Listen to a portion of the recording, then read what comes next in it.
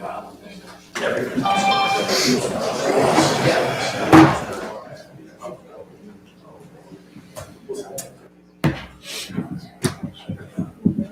we were supposed to get another line of storms. It's an ominous start to the meeting. Isn't it?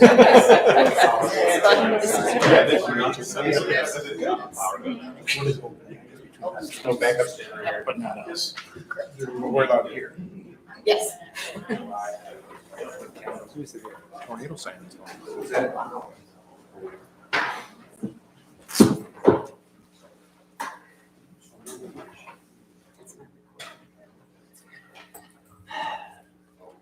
Ready? Okay. Let's call the village council meeting over. Please rise and pledge allegiance. I pledge allegiance to the flag of the United States of America, and to the republic for which it stands, one nation, under God, indivisible, with liberty and justice for all. Additions, deletions, changes to the proposed agenda for this evening. Okay. Roll call. President Schneider, Present. President Pro Tem Dyke, Present. Councilmember Feldman, Present. Councilmember Glasser, Present. Councilmember Kuligowski, Present. Councilmember Powell, Present. Councilmember Stefan. Present. Go. Right here. Okay. So Mindy, the watershed people here? Sure, yeah.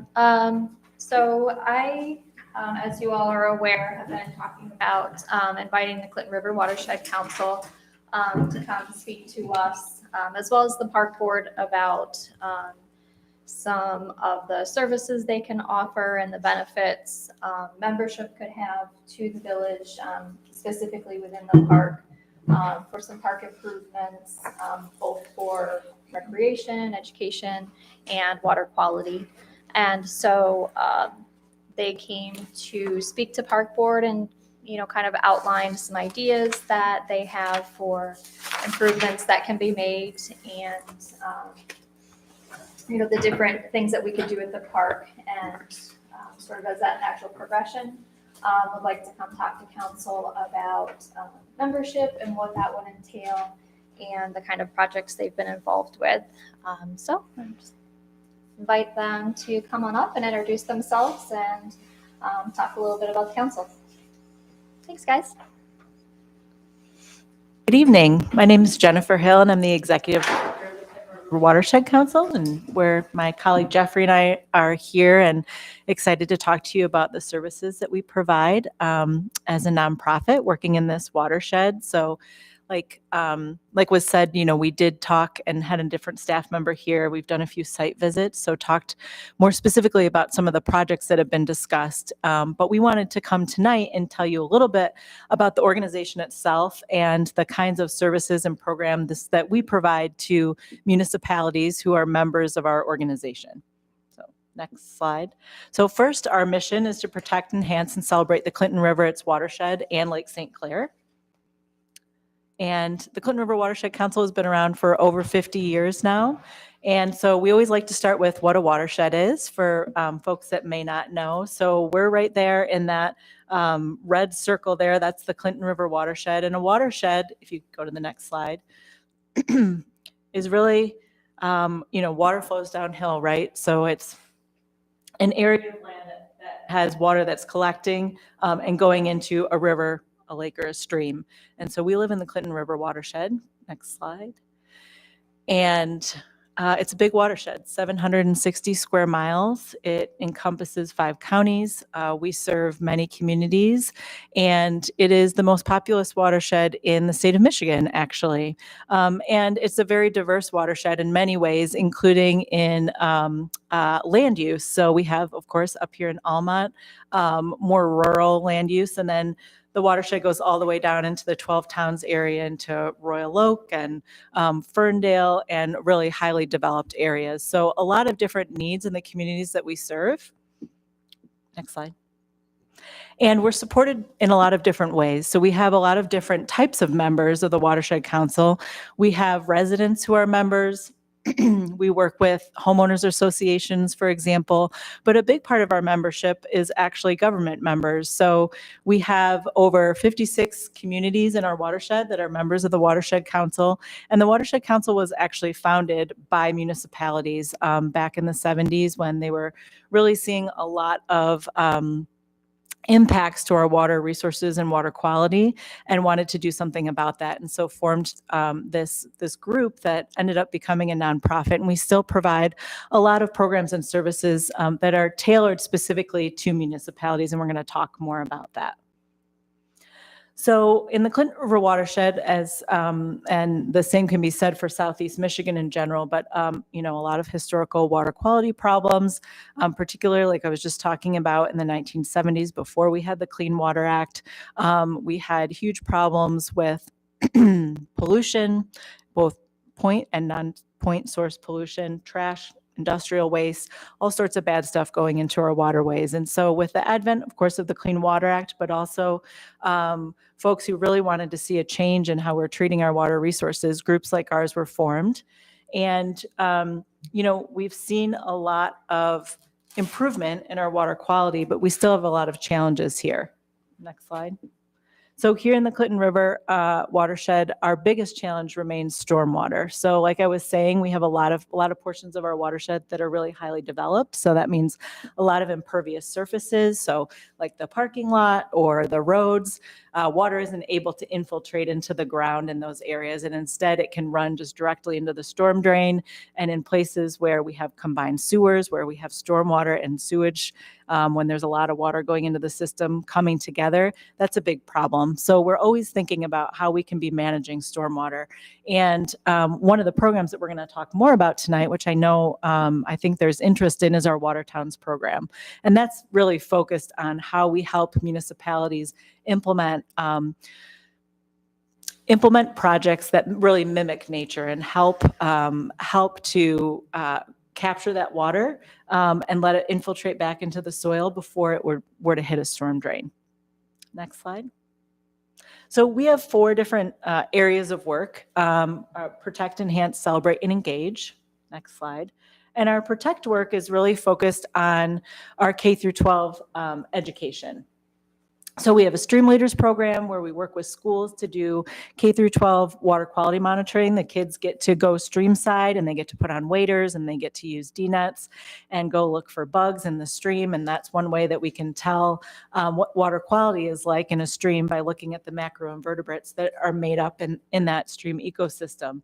And so we have a really robust program throughout the watershed that does this work.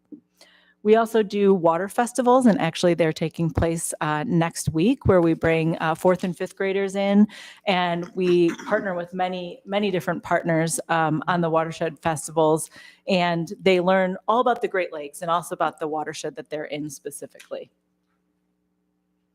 And finally, in our first pillar, we have our cleanup program. So we have several different programs under this, and one of them is our Weekly Clean program, which starts in April, goes all the way through November. We host that weekly, and we do that across the watershed, and we really focus on communities that are members.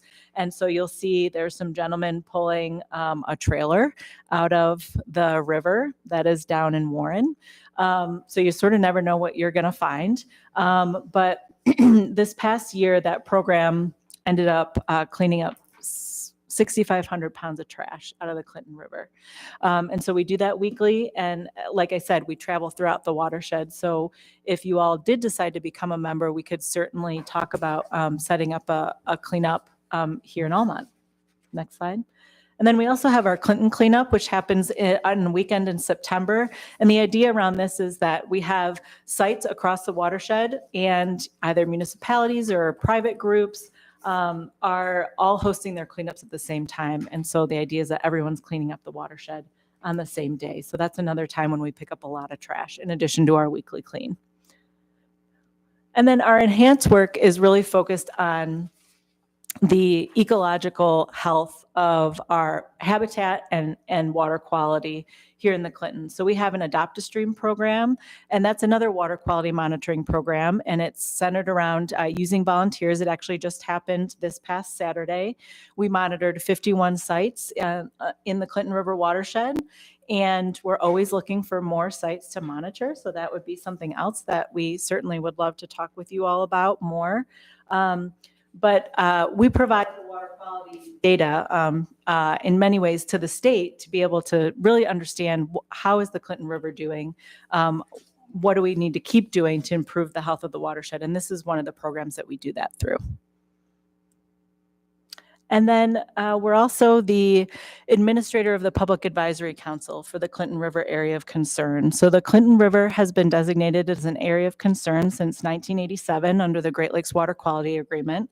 And that means that there are many different beneficial use impairments. There's sort of a lot of acronyms when you're talking about areas of concern, but really it's identified many places in the Great Lakes region where there needed to be concerted cleanup efforts. And the Clinton River watershed is actually, the whole watershed is designated as an area of concern. So it's a little bit unique in that way.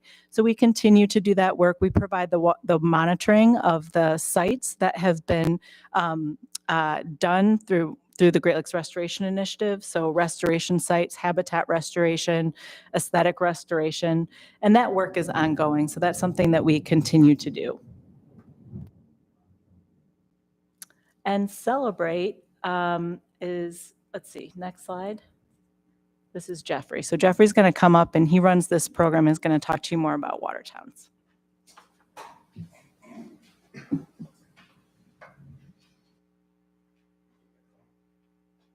So the Water Towns program is a sort of community-based program where we work with community specifically to work on problems in the community that they are bringing to us. It's not that we're coming in and telling folks what to do, but we sort of sit down with the community, talk about issues that they're having and figure out different solutions for them. It's a part of our membership. It's not an extra fee. It's included in the membership. So far, we have 32 communities that have chosen to become water towns, and they kind of run the gamut from small to large, all over most of the counties.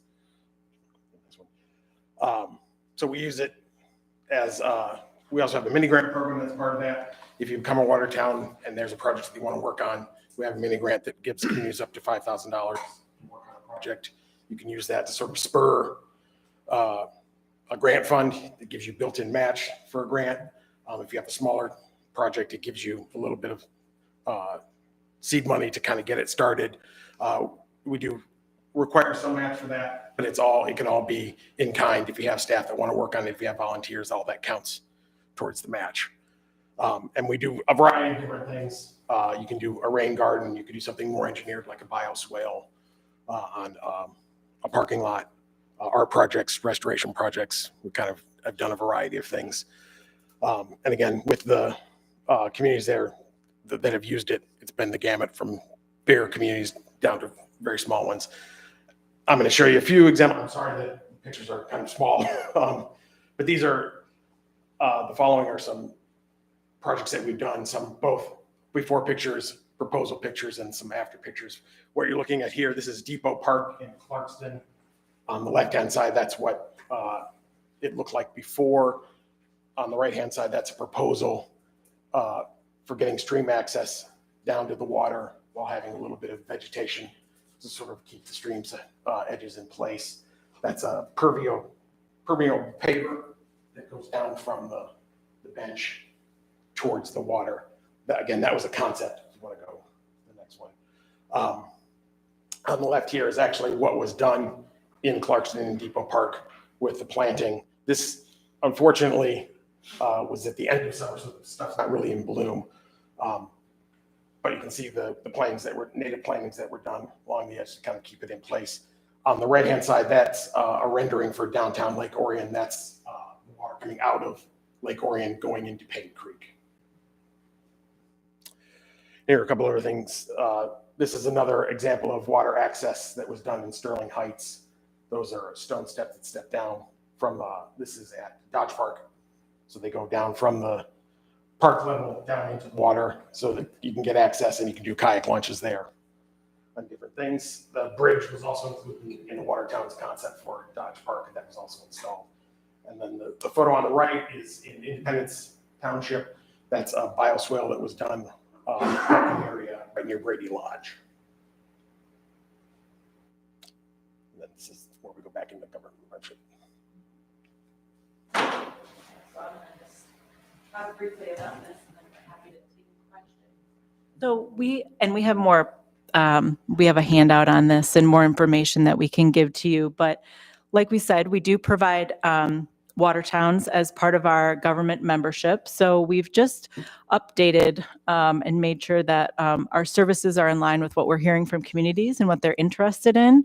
And so we've listed here, all the things that we just talked about are things that are included that we do with communities. So our Keeping It Clean program, our Water Towns program, we're running the Public Advisory Council, and then we have a lot of expertise at the Watershed Council. We have a watershed ecologist on staff. Jeffrey is a planner. We have folks who do education. They do community education. They do education K through 12. And so we're happy to help provide that expertise to our government members when they need it. And that can look like a lot of different things. One thing that we didn't talk as much about, but is we have a big suite of workshops and presentations that we're able to give on things ranging from stormwater, like I was talking about before, to native plants, to native seed collection workshops. So we have sort of things that run the gamut, and it really depends on what your needs are in the community. And we could talk about what those are. So we have, next slide. I'm not sure what's on there. Okay. So this just shows sort of how many events that we're doing throughout the watershed during the year and the programs that we were talking about. Next slide. That's questions. Okay. So we do have membership dues that we charge government members each year.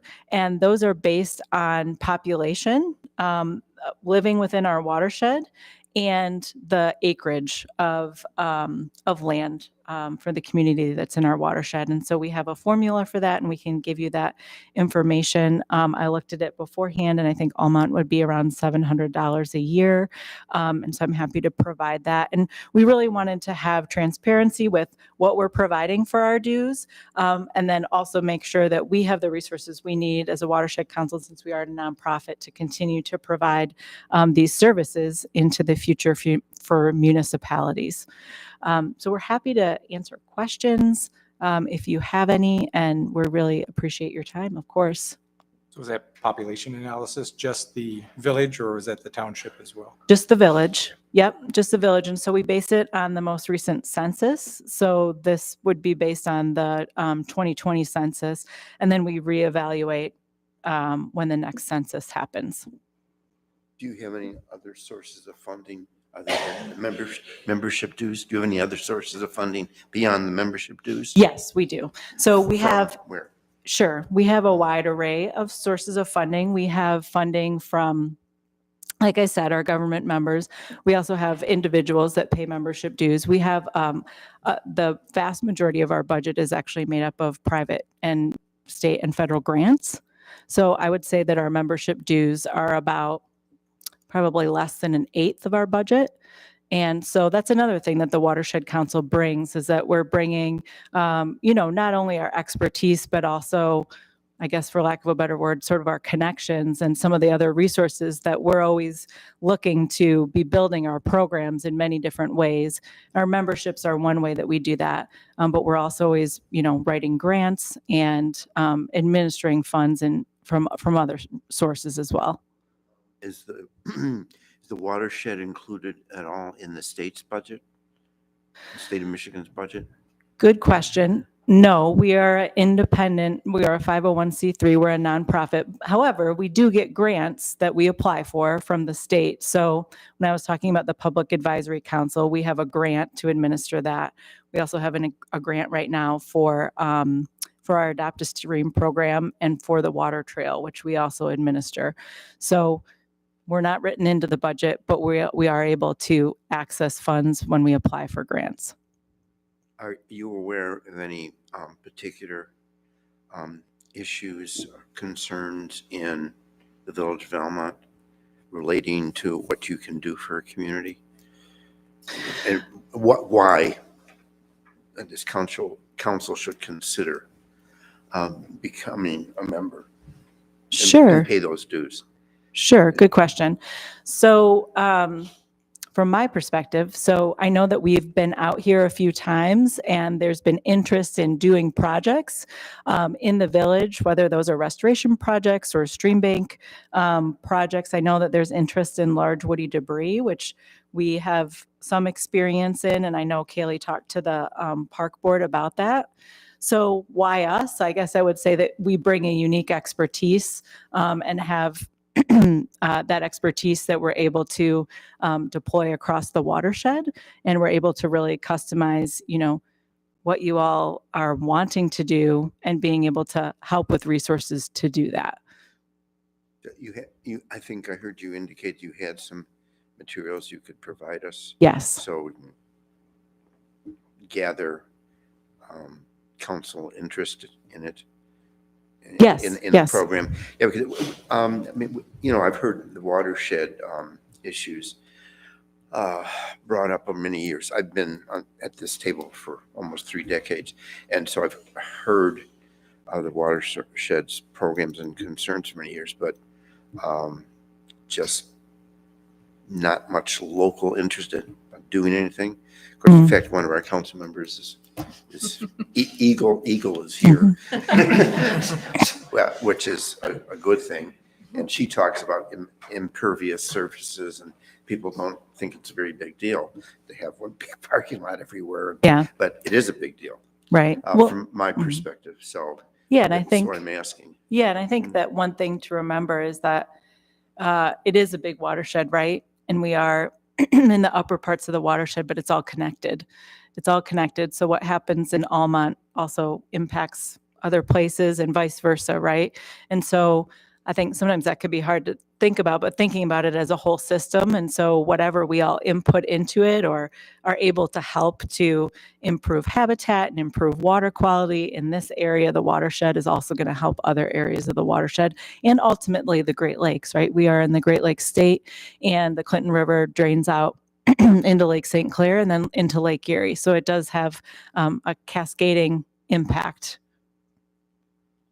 I guess from that logic, it seems like a lot of the cleanup activities and stuff, the focal point is the main artery, not the tributaries, which we would have feeding into the Clinton River. So would those cleanup activities and stuff then trickle upstream to a small town community like us? Because, to sell this to someone else, are we just paying for the cleanup activities in Oakland County? Sure. That's the way it would be kind of viewed here. It's like, why do we care about the Clinton River?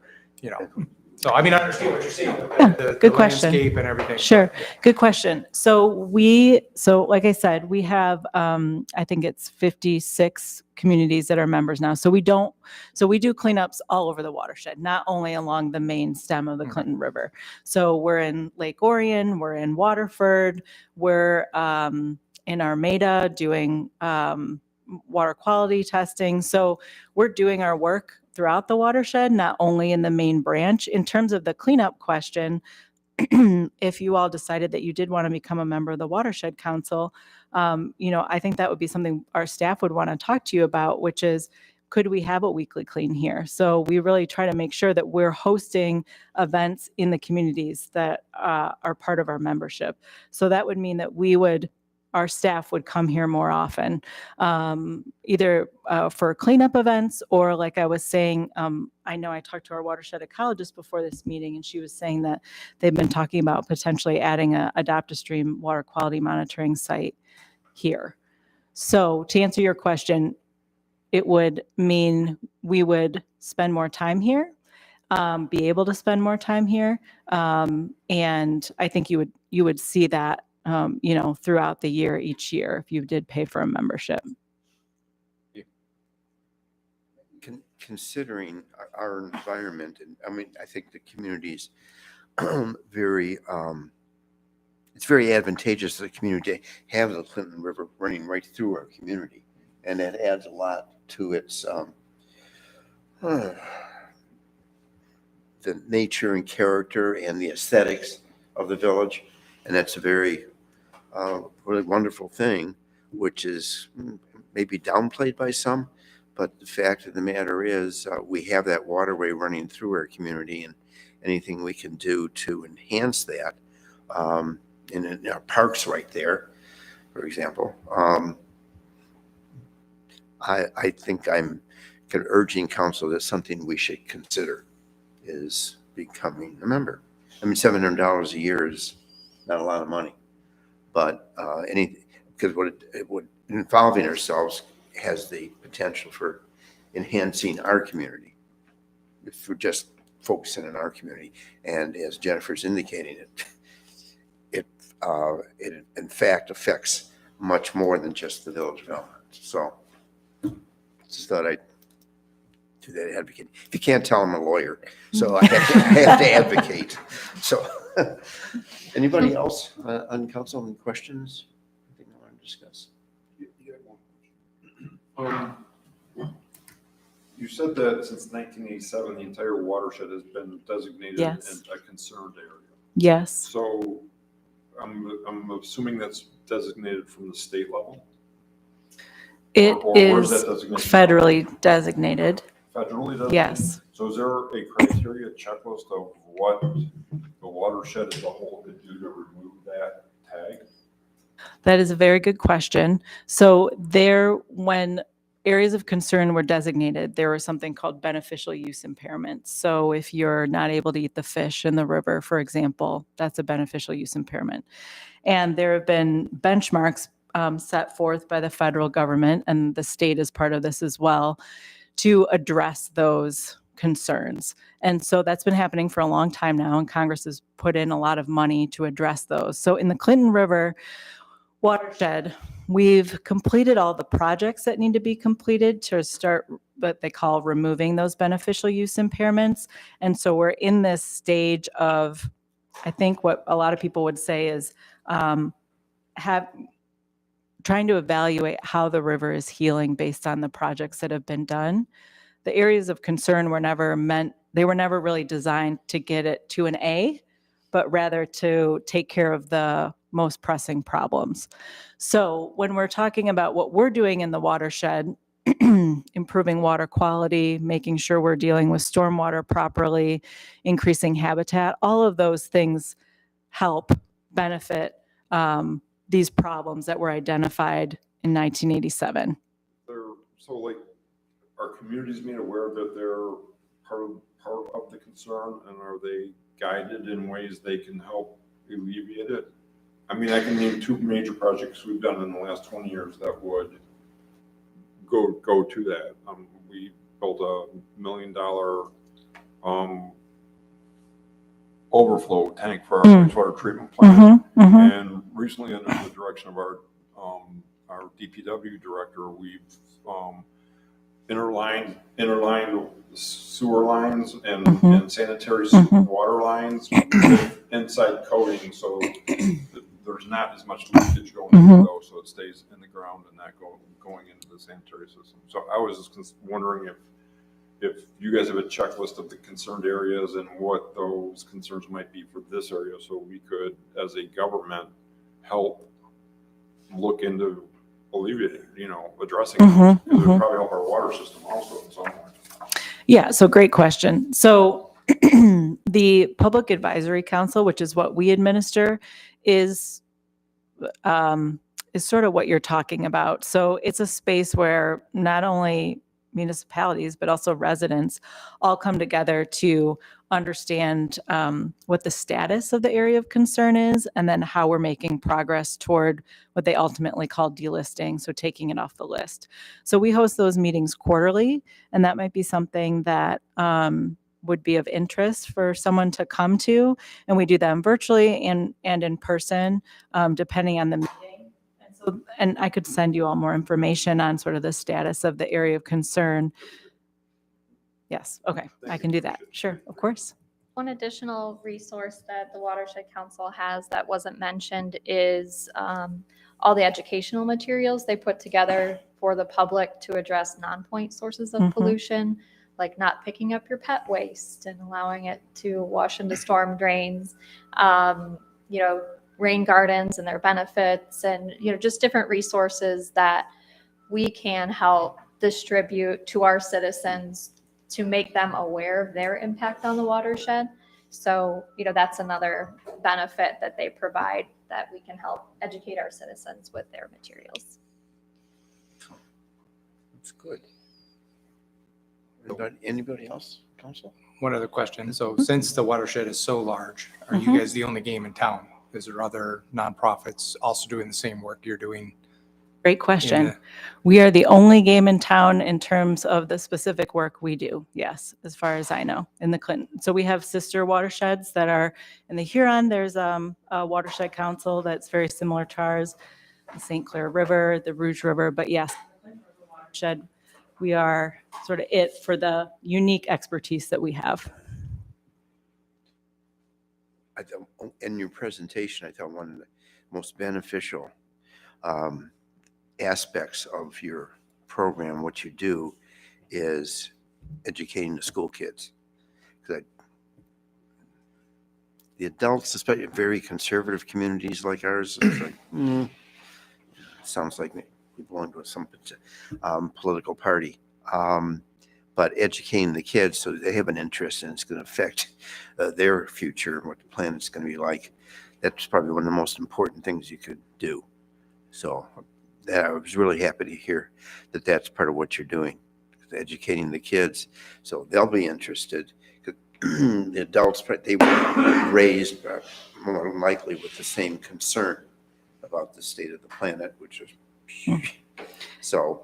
Yeah, well, and I think, yes, so we do have a lot of K through 12 education programs. We also do a lot of public education through things like signage. So if you did decide to become a member and participate in the Watertowns program and there was a project that was done, that's one of the pieces that we would provide, as we have a graphic designer on staff, and we have folks that are really skilled at communicating with people on a layperson's level to understand the impact that the project is having. So I do think that, you know, we have a lot of different ways that we communicate with people, and even if people are out in their favorite park recreating and they're able to understand how a project is actually impacting the everyday, that's another benefit. So Anybody else? specifically for the park, I've been talking for a while about having more of a buffer for the Clinton River as opposed to mowing right up to the edge. And, you know, there's community concerns about how that appears, that it looks untidy, that we're not maintaining the park properly. But having plantings gives it more of that visual appeal with signage explaining why you see taller plants near the river's edge where it used to be mowed before. And that really helps get the community buy-in. And it doesn't hurt if there's flowers involved as well, instead of just letting it be weeds or grass. And I think that's one of the benefits of Watertowns, is like, that's where we can leverage those grant dollars for more native plantings to really kind of elevate how the park looks and provide water quality benefit. Erosion would be the issue. Yes. And runoff, excess runoff going into the river. Anybody else? Jennifer, thank you very much. Jeff, thank you very much. Really appreciate the presentation. Thank you, and we'll Wish we follow had up here 20 years ago. Yeah. But with that additional information. Thanks for your time. We appreciate it. Thank you. yeah, thanks to Mindy for helping get you here. Okay, well, thank you very much. And we have in communications, let me just stop for a second. The officers are here, just so you know where you stand as far as the agenda is concerned. The police chief position issue is not on our regular agenda. However, it is on our open discussion. So there's two public comment times. Your opportunity to present your views and perspectives and what you want to address council on as far as the police chief position. You can make your presentation in public comment time for non-agenda items. So it's our second one. we have rules. Just like you have to enforce laws, we have our rules. And we have a time clock. You have you can make a 3-minute presentation. And if it's over that, we would have to stop you, but you can make whatever commentary you would like to make during that second public comment time, just so you know. So thank you. All right, moving on to the additional communications would be the violation letters from our interim village manager. Anybody have any comments as far as the interim manager's letters? To one, we have an open burning issue, and the other one is the new veterinarian in town. Any comments regarding those violation letters? If not, okay. Moving on to consent agenda, the minutes for first for our workshop. It doesn't say a whole lot other than there was a lot of talk, went on for a couple of hours, I think, but we don't, it's not detailed, but that just indicates we had a presentation by the interim manager as far as issues and ideas that he has that from his perspective would improve various aspects of the village of Elmont and its governing. So, any issues regarding the workshop minutes from April 16? Yeah, I have one comment. Councilmember Steffler's listed twice. I should be under the absent. Yeah. So I think my name's supposed to be there. Yes. Steve, anybody else with any comments regarding the workshop minutes of April 16? If not, minutes for the April 16 regular meeting of council. Any questions, comments, corrections? I have none. Okay, moving on to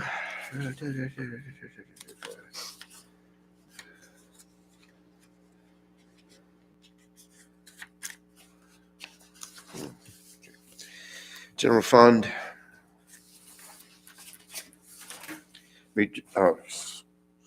Major streets, local streets, parks and recreation fund.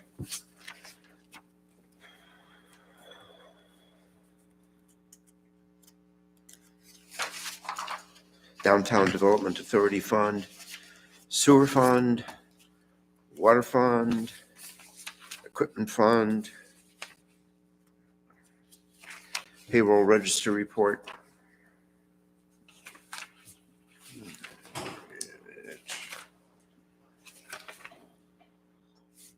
Entertain a motion. Support. Motion by President Pro Tem Dyke, supported by Councilmember Steffler, to approve the consent agenda. Is there any further discussion? All those in favor say aye. Aye. Opposed? Unanimously approved. Now it's the time for public comment for any item on our regular agenda for this evening. Is there any public comment with regard to anything on a regular agenda this evening? Being none. Regular agenda, item number 1, special events approval, social district. Angela, did you want to make any kind of presentation with regard to, other than your written request to council? Oh. Okay, all right. Yeah, sure, of course. Did we get the approval back from the application? I don't believe we have. Did you have any different information, Angela? That we've heard back from liquor control. We read about liquor control, correct? Right. Yeah. As far as I know, And I don't we have not. and I don't want to squash anything, but is it are we pre-doing things when we don't have the official okay to do it yet? Well, it would be on an if basis. Obviously, it can't proceed until, So contingent of approval of the liquor license? yes, sure. Right. You have any issue with that, Angela? Yeah, all right. Yeah, this is just planning for the future, but they cannot proceed until the liquor control approval. What is the timeline? Does anyone know? Now, Liquor Control Commission, do you have dice? Do we know when Roll that, Seriously. do we know when the application was submitted? Because as of a month ago, I did not.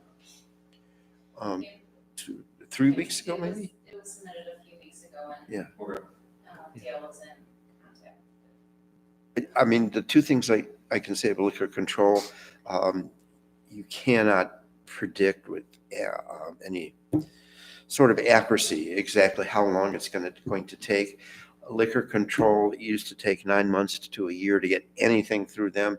They are much quicker now. The whole Mikey's thing, which I handled, it went in a much speedier fashion than it used to be. The commission now meets like once a week, once every 2 weeks, and it used to be, every quarter. So it's much quicker than it used to be, but it is hard to predict. And I mean, they have plenty of experience with social districts, obviously, because there's 112 of them. But yeah, you can't specify with any certainty how long it's going to take. And is it a two-step process? Meaning we have to get approval for the social district and then each locale has Yes. to get their approval as well. Well, But they're not allowed, were they allowed to apply before? Are they No. waiting for us? And then they have to They apply. have to, They- they have to get approval for the social district before they can submit their. Right. So Yeah. it is two-step. Yeah. One LCC approving social district for the Village of Almont, and then each tavern has to apply Yeah. separately. So that's the second step. Agreed, Angela? Yeah. So it is two steps, so. My second question is just the quadrants where this is going to be done at. So, and it's a two-part question. The southeast corner and the Bristol quadrant, would that be back along that property line with the fence right way back, abutting Bristol itself? Or where exactly within that quadrant does that happen? It would be behind the establishments that have their licenses. Okay, so, So we're gonna cone off spots for Jeep and Cruise Night. Right against, like right behind Mikey's. so if that's being done, do we know how many spaces are gonna be cordoned off on these nights? And just a rough estimate, and have all the businesses within that quadrant been spoken to? Most of them are participating, but they're like the pizza place, have they been spoken to make sure that, it's not going to impact their business? I am working with Sue. Oh, To okay. figure out how to mitigate any potential parking issues. Okay. And So I am on that. But I would say 20 maybe, but obviously if we only have people show up, we take the cones out as soon as the event starts anyways. There's not really anything we can do to prevent. in Chickies, is that the southwest quadrant, would that be behind the building, or where is her exact location for hosting her? Bike night Yeah. would probably be in front of her building. Okay, and that's on Sundays, right? Yes. Okay. But there's no common area for that. That was my question is Correct. how does that apply to the social district if there's not a common area or if it's outside of the common area? It can be designated by these special events that we approve. I think we made that part of it when we Yeah. passed social Yeah. district. So just during those hours, 3 to 7. Mhm. Is the southwest quadrant behind Rustic Bluebird? Are we Sorry, talking, that should say the northwest quadrant. I apologize. Yeah, I think it might be helpful to have A map. a map that shows where these are occurring. But from our previous discussion, we're not sure if Chickies could have a special location in front of their establishment. We did not allow a common area, but but the special occasions are under our purvey, and that's why we're approving or not approving these With a tonight, defined boundary, right? with a defined boundary, so. Yes, I think it would be helpful to see where those boundaries are for me for approval. I mean, we can't do it anyway, so to me, there's no rush in having the maps and the corrected location for us to review. Since there's a lot of public interest in this and people know about the workings to get approval, has it been broadcast that this is not approved by the liquor control, so we cannot utilize this district until we have that go ahead? I mean, if you're gonna host a Jeep night, that's great, but until you get the blessing to actually have the district going. Jeep and cruise nights last year. Right. Well, but last year, we didn't have the public sentiment of, hey, we're gonna be allowed to drink outside, in this district. Has that been broadcast to the people that it's not officially approved by the state of Michigan yet? But they So, should still be able to hold a non-alcoholic. well, no, that's why I'm saying that, Just that don't can want be there to done, but Right. do the Yeah. people know that they cannot drink? That's, I yeah. can make that public, but I Yeah. can publicize Jeep and cruise nights as drinking Right. locations anyways. Yeah, but I mean, if we're allowing it for a social district event, right? Well, the taverns in town won't give them the cups. Okay. They have to put in cups with the designation. If there's anybody drinking any illegal alcohol back there, I'm assuming the organizers would put it. Would squash it, yeah. Yeah. I mean, and that's kind of where I'm at. Just, we need to, it's still in the process, just to make everyone aware that some people don't come in and, read in the papers that, oh, Elmont has this, and Correct. yeah. they're, yep.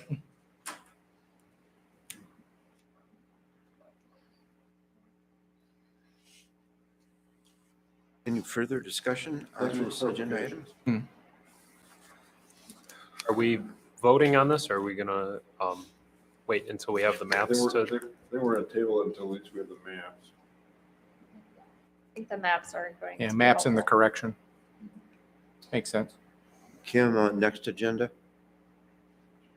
You can have a map to us by then. Yeah. Okay.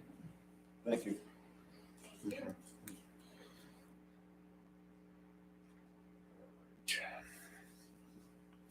Thanks for coming, Angela. Might want to Agenda- hang around for a while and avoid the rain. Regular agenda item number 2, office, police department cleaning contract extension. Yes, included in your packet is a 1-year extension for the Creekside Cleaning Solutions to continue cleaning the village hall and the Elmont Police Department. Both the township and village staff have looked at the agreement and are fine with continuing with this cleaning service. And the township plans on presenting at their May 13th meeting for this contract. So I'm recommending approving the 1-year contract contingent upon the township approving as well. So the memo indicates renewal for 2 additional years at 3.5% Yes. increase.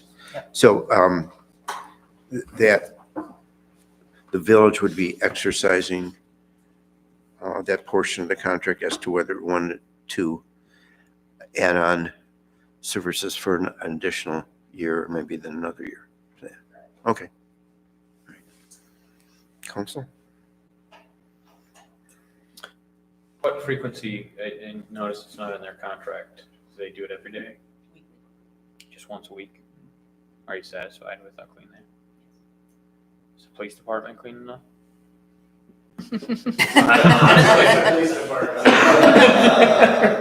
So, satisfactory. Okay. My wife wouldn't agree. So, yeah. Well, there's nothing worse than going to dirty work. Unless you have dirty work to do.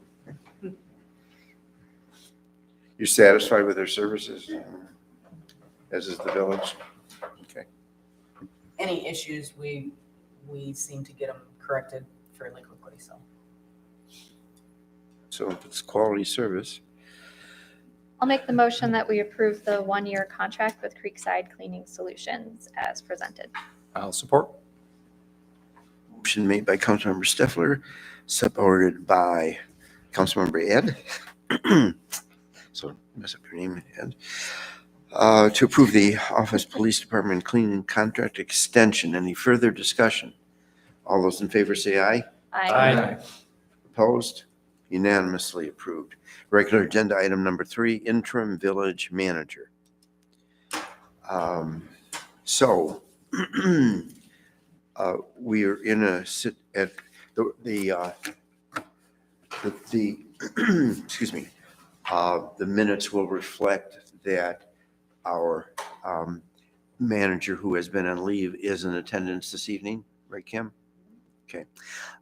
So there have been issues that the village has had to address regarding the manager situation.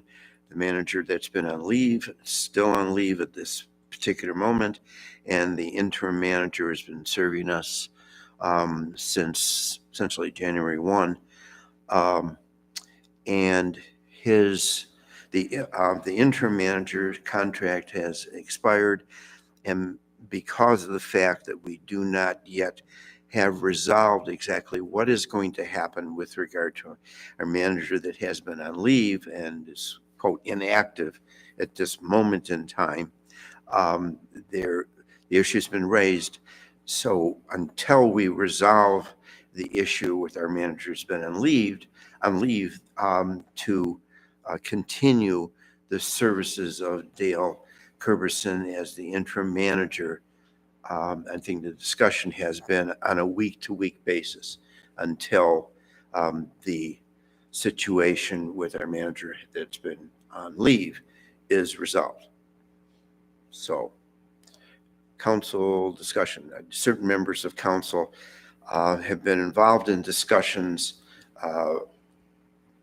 in some closed meetings, being very careful not to violate OMA, but we have to have a manager. So somebody has to run the place, and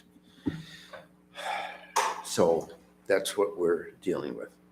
Wasn't that in Dale's original contract, that 4 months and then potentially to go either month by month or week by Well, week? you raised that question, Pete, when we did that contract with Dale and said, we'll put a definitive date on it. It ends here and that's it. And I kind of argued back saying, well, if it's only for the 4-month period, we obviously have to address it then, and have to address it time is now here. It's here. Dale said he was open to it, but he never committed to it within the contract. And he's indicated that he does want to continue to serve. He's indicated that he's, in the workshop, I think he indicated to council that over 2-hour meeting, that he was going to participate in the budget process. We're supposed to set a budget workshop date. And he, in fact, I think maybe he's supposed to be making the presentation regarding the budget, because it's always landed in Kim's lap, even though it was not her responsibility, but she always stepped forward. So he's indicated he'll be available as of Monday and from there on until we are able to resolve the manager issue to completion. So discussion, if somebody wants to make a motion regarding extending Mr. Kerberson's interim manager status and his contract, it's open for that. I will make a motion to extend Mr. Kerberson's contract on a week-by-week basis until we get the matter of Mr. Trent's return to work status resolved. And as part of that motion, would you agree that that the extension will be on the same terms as his present his contract that expired in the April. Yes, I do agree with you. Anybody, well, is there support? Okay. And any other commentary to thinking that there should be any other qualifications or conditions to the extension of the contract for Mr. Kerberson? Okay. No further discussion? Okay. Interim manager, extension proposed by Councilmember Kulikowski, supported by President Pro Tem Dyke. Any further discussion? All those in favor say aye. Aye. Opposed? Unanimously approved. Regular agenda item number 4, which is the end of our regular agenda, budget workshop schedule. Kim? Typically, we do a budget workshop between the first and second meetings in May, so that would be next week. So I am open to council's options as to when they would like to schedule that. Okay, council.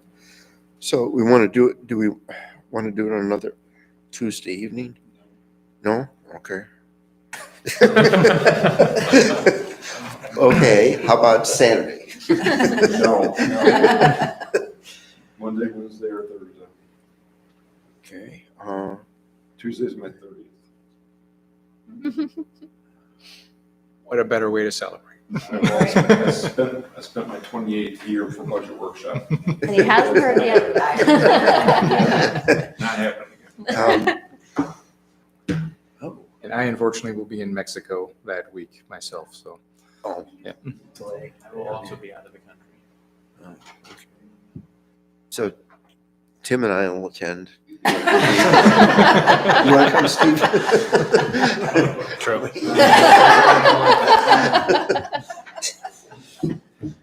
Oh, my deposition might be taken that day.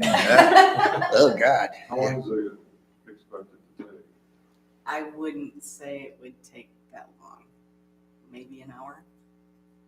Is delaying to the week of the 27th an option, or does it have to be that week? Probably pushing it, isn't it? Start the meeting at 6:30 on the 21st. And have it Tuesday? The 21st? Whatever. Oh, The then next that's meeting. The next village council Yeah, meeting, just prior to the next village council meeting. because we have to adopt it by By June, 18th, right? Or well, by the end of June. I usually like it adopted on the first meeting in June, just so I have time to get it to the county and get my tax roll prepared and all of It that. worked best last year. We had several, Yeah. 2 or 3 Yeah. presentations, so it was you incremental for the final budget. Right, 'Cause prior to that, last year, it was like, plunk, here's your budget. And it's like, yeah, what are we supposed to do at that point? So it was a much preferable way of handling it. All right, so nobody can do anything next week. That's what we're It would be saying. good starting before the. The meeting on 21st. On the 21st. 21st? All right. That makes sense. doing it at 6:30. So at 6:30.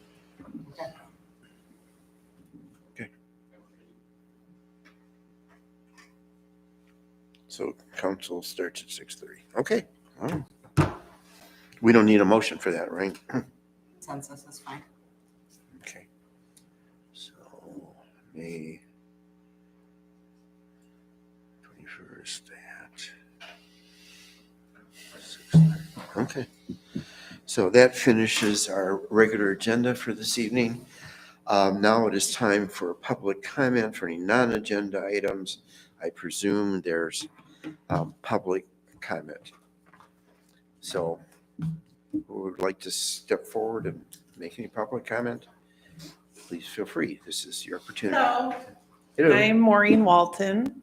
I'm not a police officer, but I am speaking in support of Officer Manning for the chief of police position. I've known her for over over 7 years, and I've seen firsthand the impact she has had on our community, living here for 21 years ourselves, my family. I've also worked in the district and volunteered. And I've seen the positive results that she has made in our community the last 7 years that she has been our resource officer, but in its whole in the community. And I just feel, along with a lot of people, but that we need her to continue her growth here in Almont. So that is it. Thank you.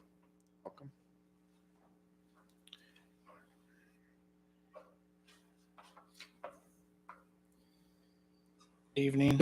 I'm Sergeant Repshis with the Almont Police Department. I know a lot of you don't know me. I worked nights for 10 years, been sergeant for the last 7. I'm here more for questions, concerns, and comments.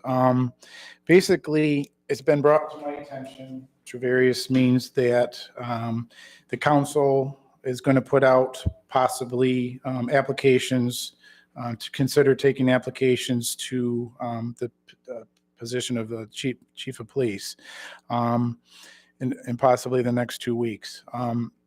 My interest is the best interest as me is speaking for all the police officers in Almont that maybe there's another option. That option being the best interest of the department and the community is to hire an interim police chief for this next 6 months, that being Amanda Manning. She's been with the department for 23 years.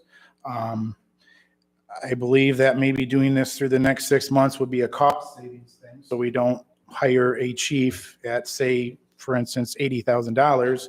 She could possibly work under her current wage as the school resource officer.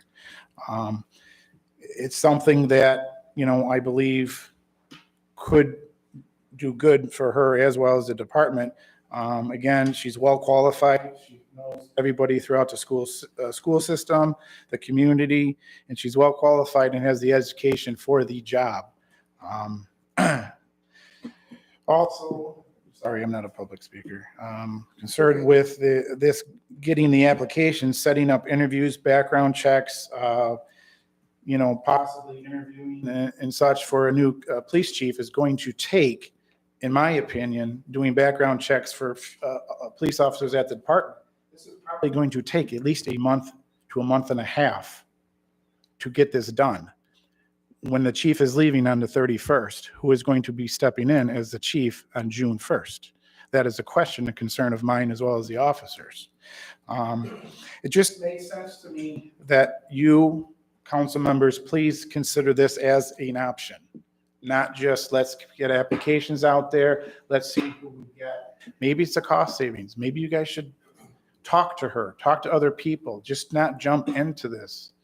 Please, just make it a consideration that she is well qualified. If you talk to her, you will see that. Some of you may already know her and have talked to her. Well educated, quickly. She is a go-to person at our police department. She knows a lot about the law. She knows a lot about computers. She is the go-to person at our department right now. So I just want to let you know, please consider it. Thank you for your time. Thank you. Further public comment? Sorry.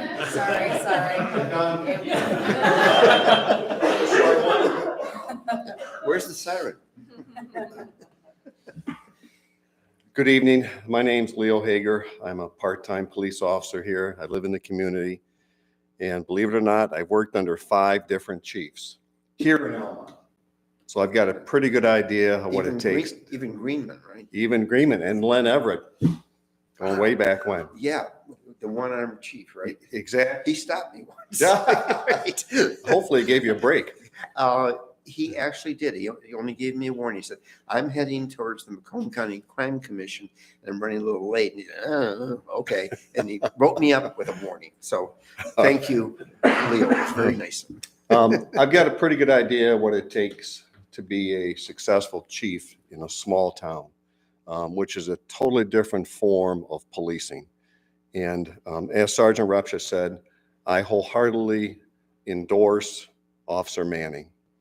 She is a person whom I've worked with for 23 years of impeccable integrity. She is definitely a go-to person, as Sergeant Repsha says, whether it's computers, whether it's very, very technical investigations, whether it's an issue with procedures. She is the one that I wholeheartedly endorse. And I believe all of my colleagues would say the same thing. It would be a seamless transition for her to start as an interim chief. Not only that, it would give the council time to, if you so choose, to evaluate her performance without making a commitment. And the other thing I wanted to mention is I think most of us collectively have an idea what it would take to be a successful administrator in our department. And if you spoke to any of us on record or off the record, we would say the same thing. We support her. And believe me, in most organizations, it's rare that you would have the unanimous support of the rank and file for an administrator. But here we do. And I want to thank you for your time and hope that you consider an interim position as a viable option. Thank you. Thank you.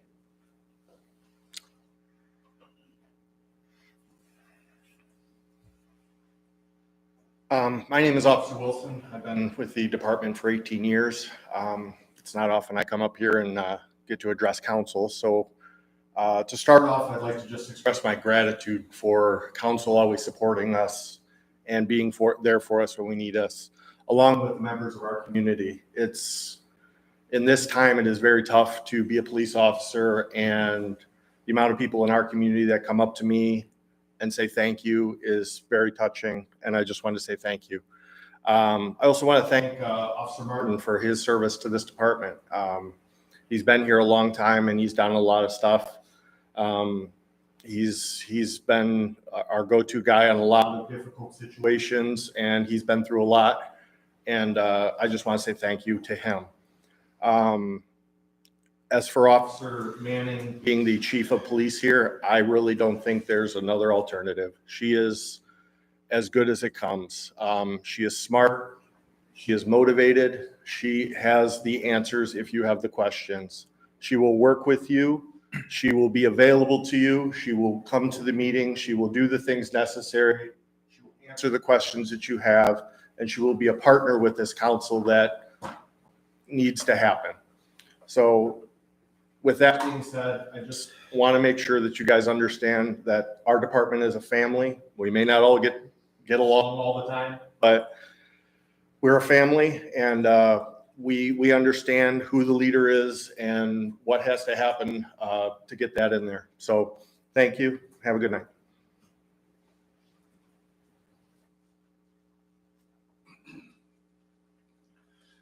Hi, my name's Kevin Kowalik. I'm a resident with the village. I live at 7824 Wilshire. I've been here for several years, and I retired from a department in Oakland County. And since being retired, I've always been exposed to living in the community, to our police department. I pay attention and do watch the council meetings. Believe it or not, you do have some followers. So I'd like to see what's going on in my community. It's important to me. My children go to school here. My children have had conversations, exposure, talks with Officer Manning. They see her as a very positive role model, especially I have two girls. So it's nice for them to see that there's a role model in law enforcement for them if they ever choose to do that. Having said that, the exposure that I've had with our police department has been nothing but great. So to the extent, and again, I'm speaking here as a resident, but so to the extent that I'm actually always wanted to work for the police department, and that was able to happen recently. So I see it from two different perspectives. There's some things that I hope the council considers, and I appreciate you allowing us to come speak. I appreciate your taking our words into consideration. And as was emphasized prior, institutional knowledge, relationships with the community. The community that I retired from was a smaller community. It was a community very similar to this. Those relationships take a long time to build. Those relationships are honed and polished over time. And then having that with the institutional knowledge of the community, along with the internal workings of the department, it's very hard to find that type of talent. I would ask and consider that council, think about having an interim chief position and allowing Officer Manning serve in that position where you can evaluate her and see if she is a fit. As we see, we have worked successfully with having an interim village manager under different circumstances, but it gives the council and the residents who speak through council members the ability to kind of have some input and say. I think you'll be very pleased if you elect to go that direction, and I think you'll be very pleased with the result. Being that even the short period that I've been there in that capacity, I'm eager because there are things that I think would bridge some communication gaps that I've personally seen as a resident in the community. So I thank you for your time, and I appreciate your consideration. Further public comment this evening? I want to congratulate the officers for their excellent presentation. You all know that Andy Martin got his position essentially by an interim chief, quote, acting chief for 9 months, and thought earned his way into the position. And you've presented an alternative plan, so congratulations on that in terms of giving us something to think about. So we're done with public comment time. We're now moving into open discussion, which means that it is time for council's discussion as to what's going to be done regarding the police chief's position. I think I know council's sentiment regarding what it wants to do, but I'll throw it out there for you all to begin the discussion. Do we have purveyance? Pardon? Do we have purveyance? Do we even have purveyance to guide that decision right now? Because doesn't the hiring process fall underneath the manager? And one of the reasons we put this on open discussion was because the manager situation was in limbo. But if Dale's going to be back, he would bring his considerations for the plan, and then it would be council's purveyance to either vote or agree or disagree. Technically, you're probably spot on in terms of the village charter says the police chief serves at the pleasure of the manager, and therefore it'd be the manager's job to address that issue. And the reason we had this put on the agenda for open discussion is because we did not know where the manager situation was going to be, because we had not gotten confirmation from Mr. Trent, and Mr. Kerberson was out of town in limbo, and we were going to take some, at that point, we were going to take some guidance to at least send some direction. But I think if we've got somebody in place, be it Mr. Kerberson or Mr. Trent, that would be their purveyance to lead that initiative. 100%. Per charter. 100% agree with that, with the employment issues we've had with the department in the past, that we need to follow the rules. So there's no objection. That doesn't say we can't lend an ear to the manager of what we think and how we think that should go. But council, I don't think we have purveyance to say this is what we're going to do. Custom and practice all these years, and I've been through many police chiefs as well, has been council gets final approval, but certainly with the lead and direction of the manager. So council have any obstacles to put in place of what our president pro tem is suggesting, advocating that we have to follow. And we do have to follow our charter. It's our constitution. So is your suggestion, Tim, that we get a recommendation from the manager for us to evaluate and provide My comment suggestion on? is it's an administrative task, and the manager leads that task, and it's our responsibility as council members to put in his ear what we think should happen, and then if he brings it back, we've got final say. But the actual hiring of the chief is an administrative task of the manager. And the only reason it was suggested this be brought to open discussion was, A, we didn't have, for the last week and a half, we've had no acting manager, and because of the extreme timeline of June 1st, we with no manager, we're going to at least discuss hypotheticals. But I think now that one way or the other, the manager position has been resolved for the next continuing weeks, one way or the other, and that would be the route to take.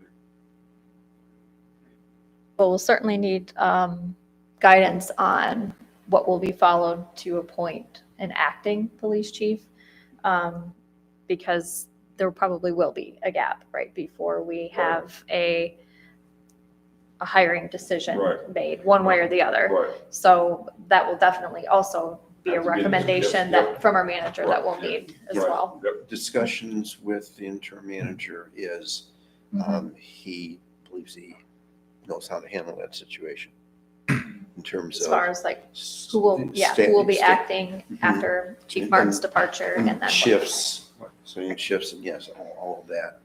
So, okay, so essentially, I think we agree that we'd be tabling it and be addressed most likely by the interim manager, unless something else happens with our manager on leave. I just a couple of quick comments. One, the morale of the department is extremely important, certainly in my mind, in my experience.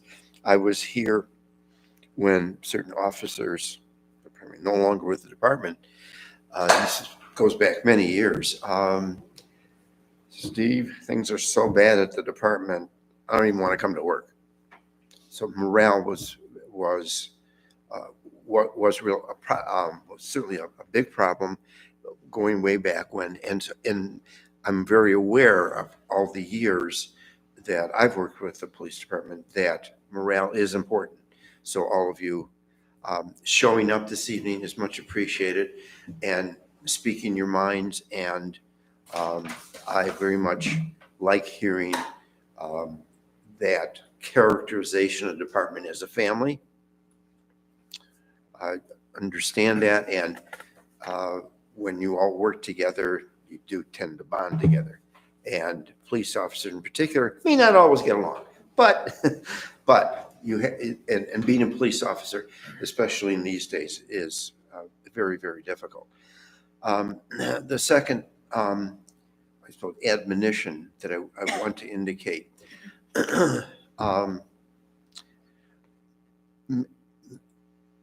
Mandy is been I think by everybody's characterization, a terrific school resource officer. I think everybody agrees she's done a terrific job.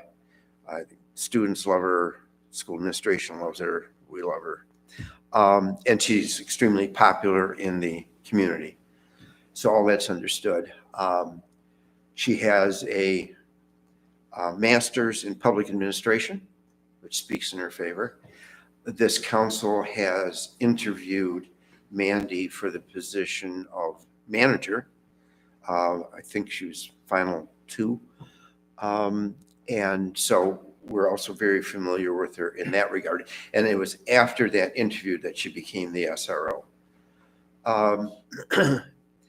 But you have to know that choosing the police chief is not a popularity contest.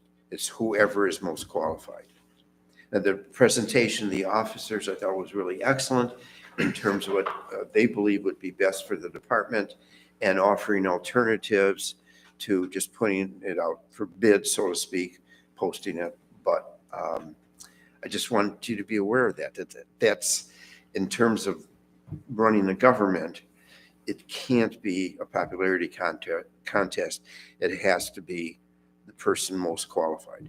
So that'll be in the hands of the manager at this point, but that's the mix of everything that is going to be addressed and has to be dealt with. So I don't want to indicate to the officers that were kind enough to show up this evening to make their presentation that it's not going to turn out well. It may turn out just fine. But I just want to put that out to you. That's what governing is about. So, and so everybody all set on the police chief issue? Any further discussion? We're tabling Just it. one comment as well. Yes, sure. So in my own personal experience, I worked my way up through the ranks in my organization as well. Was the go-to guy, was the one that everyone comes to for the advice. But my boss at the time when I got promoted to leading my whole team, pulled me aside and said, you know, you have the trust of the people, you have a lot of friends out there, but now you're going to be writing their performance reviews. Now you're going to be sitting here dealing with the politics up here. And that's a whole different game changer. So whoever is in that position is going to be making tough decisions that sometimes you guys aren't going to like. And they're going to have to make those calls. And that's why Steve is talking about it's not, you know, as much as a popularity contest. It sounds like, yes, she's definitely somebody you guys can follow and trust. And that's huge and an important part of a team. But I took that to heart, that, yeah, it's a lot different when you're writing somebody's performance review. And you got to sit down and tell them about their flaws. And, you know, it's no longer that buddy-buddy relationship. And sometimes that can be hurtful as well to the team, you know, where if it's too kind and too things. So yeah, it's definitely, I don't want to dismiss her qualifications because she sounds like very qualified, but it's just something for you guys to just think about as well, that she's going to have to make some tough calls. And it's, you know, if she's the candidate, that's a tough role to hold. It really honestly is when you're put in charge. So. Really appreciate Ed's comments, because the wrap up on that is that the only thing that's consistent is change. Things change all the time. And that whether it's in your family or your community or political, national stuff, the dynamics change. And I think Ed just hit the nail right on the head. Dynamics just change when she's suddenly your boss. So, you know, it's just something to consider. So I think we've wrapped up the police chief issue. Steve, I have a comment. Please, Steve, go ahead. So first, I want to say I appreciate hearing directly from our police department on their thoughts. So thank you for coming tonight, and thank you for your years of service to our community. I'm personally very new here, so I appreciate seeing some faces and making connections. The one question that I have for council is, has anyone heard directly from Officer Manning on her desire for the police chief position? Because I understand the officers here support her, but I don't know if she's on shift tonight or has another conflict, but I would appreciate hearing directly from her if she wants this position. As far as council is concerned, to best of my knowledge, she has not reached out. I think we very much know that the members of our department are supportive, but she's not, and council members, you can correct me. I don't Just think word she's of reached out mouth, to us. not direct. Yeah. Not directly. Not We got some direct. feedback here. Can I comment or no? Yep. Yeah. Just to his question. Right. Yes. If you're okay with it. Yes. She tried to reach out to Dale, but during Dale's soon-to-be exit, he said, I can't make that decision and talk to you about it because I may not be here. That was his answer to her via email. Okay. So she did reach out to Dale. Okay. I would appreciate if Officer Manning could email. All of our emails are public to council. I'd appreciate hearing from her directly what her desire is. One kind of conversation I had with her real quick was she didn't want to come across tonight being that it was preliminary, and she wasn't sure what this would take place tonight. That was the personal conversation I had with her. She didn't want to come across as though she was presenting it as she was the one. So she's taking a humble approach and allowing her staff to speak on her behalf if they chose to do so tonight. I think you'll find in the coming days, at your guys' request, I think there will be a communication point. But it was more of not showing up tonight, more of an humble aspect to allow the process to play out, not knowing what the council's direction and what their decision is made. And that was probably a good choice on her Yeah. part. Yep. She made the correct That- decision. That's more of a leadership decision right there, so. Yeah, if she had, I think it would have been overplaying I it. can do that. I can talk to her in the morning to email. Or at least me directly, I guess. So, Have her send it to everybody, so we. Yeah. So it's equal, yeah. So Okay. we have an idea if she is or is not interested in one. Sure. Now that we have the manager situation rectified, then yeah, we'll follow the process. Okay. All right. I think it's comment time. Agree? All right. Kim, anything to bring to council? Just to let everyone know, I will be out of the office for the rest of the week. I have a treasurer's conference that I am attending. With some of the stuff going on, would Pam be the main contact or? Lisa? Or Lisa? be the main Lisa? contact? Lisa, yes. I mean, I will still be available, so by either email or cell, so. So the ghosts will be in charge. There's some ghosts. Okay. Anything else? That's it. Wayne? I'm good for tonight. Pete? Just thanks for coming out and talking with everybody. I didn't think it was really necessary for comment time, but we appreciate hearing from you. I hope to see you guys out on the road. A lot of people don't. Right?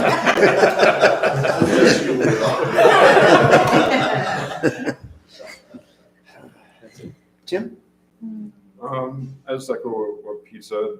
David, I appreciated our conversation on Saturday. That was a good conversation. And in compliment to the police department, there was stuff going on social media that they were patrolling certain traffic areas.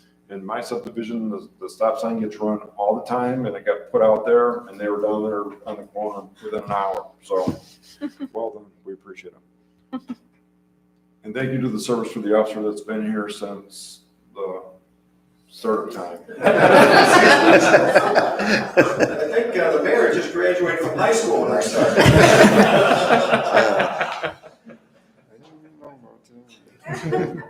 Why don't No. you tell him how he lost that arm? The DPW dump truck fell on it and chopped it off. So they made him the police chief. Oh, that's what happened? That's why I'm running around trying to Oh throw my myself gosh. under a truck. Yes. Well, I was actually the attorney for the Macomb County Crime Commission. And way back when, yeah, it was. And the police chiefs actually appreciated what I had to present to them. There were some legal issues that we're having to address. And so that was way before I got on council. But, oh, yeah.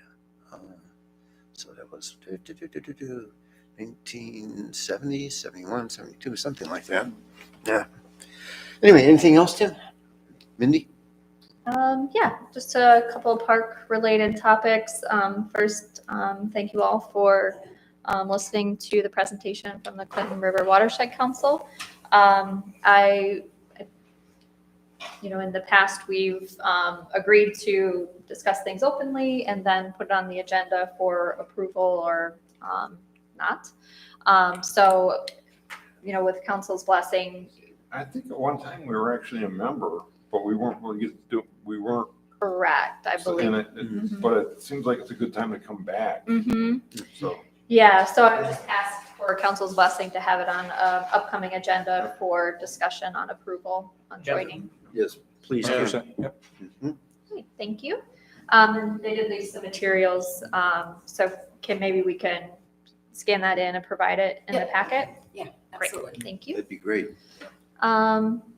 Another park-related topic I mentioned last meeting was the possibility of opening the bathrooms for public use. And Brian and I had a discussion about maybe some logistics on how we might approach that.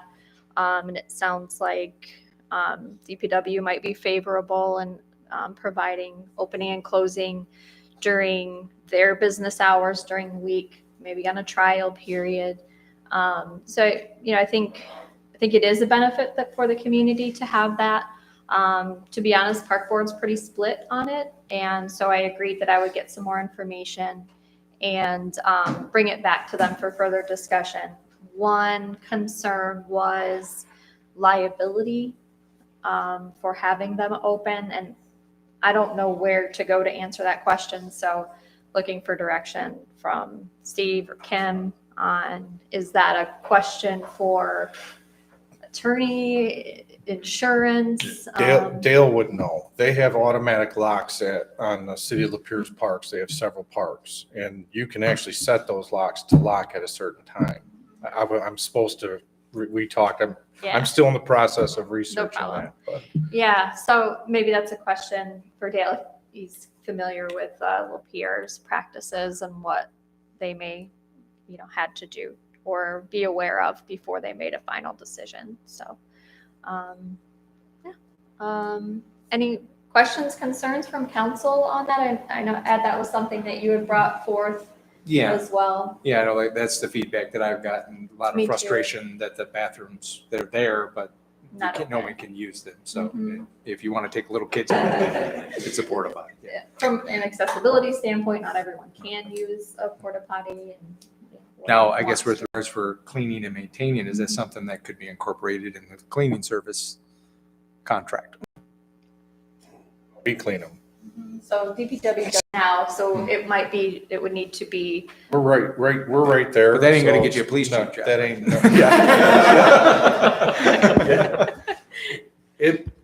I don't want to intertwine with the park board. It wouldn't be that much more. It's not a money issue if you. Okay. Ask me. It doesn't take that long to clean the bathrooms. Yeah, so it's not the kitchen or anything, it's just kind of check the condition of the bathroom in the morning. And, we talked about a trial period in the summer during the daytime, open and close, and then the possibility of looking into purchasing automatic locks that would open and close, so that no one would have to do it. It would Is there be like automatic. any, like a ring camera or something like that on the face of the building, just? The whole park's The whole under park's security. The whole park. got cameras. Yeah, even there's better. cameras Have everywhere. access to it. And then, it could be if, we'd ask for additional police presence, like just Yep. taking around the park just to discourage any untoward behavior in the bathroom, whatever that might be. I mean, it's Almont.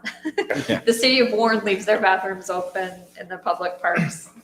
One of our Well, largest I cities in the think state. it's fair during operating hours, makes sense to start. Right? Yeah, that was my potential proposal for Park Board was start slow, see how it goes. But yeah, I want to make sure that, there's concerns about liability that are addressed if possible. Well, when you were looking at that issue, there is such thing as governmental immunity.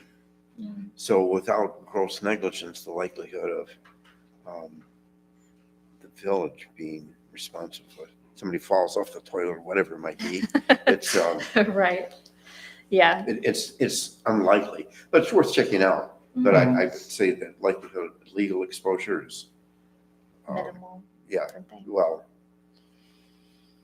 more than minimal, smaller than minimal. Yeah, it is 2024, so. Yes, right. Right. Okay. Well, I'll continue along those lines, and I'll have to bring it back to Park Board for a final vote. So we'll see how it goes. But certainly within the community, I think it might be helpful to hear that citizens are interested in having the bathrooms open, and they would see that as a benefit to the community and may lead to them wanting to go to the park more, knowing that the facilities are open and available. So that's all I have. Just thank you, officers, again, for your feedback. It's good to hear that you guys are standing behind somebody, and thank you for everything you guys do. So, and that's all I have. Also, And comment I wanted to make, other than, I think it's been a great meeting tonight, and it's really good to mingle with our officers. Earth Day was a fantastic turnout. I think a good 45 people or so. And so massive cleanup, and even this 80-year-old guy was out there shoveling stuff. Yes. Yeah, he did. Yeah, pictures, things apparently. Yeah, something like this guy. Yeah, you know what? It's good for the soul, good for the community, good for the village. So yeah, it was a really nice turnout. And that was more that whole community thing that we're trying to build. So the community got cleaned up pretty well. A lot of people cleaned up around Dollar General apparently, and yeah, and it's certainly the Fountain Park and the Family Park. Yeah. So yeah, it was a really good thing. Mindy was out there also. So yeah, it was good overall. Oh yeah, John, I did stumble over you. Yeah, so that was a real plus. We're adjourned.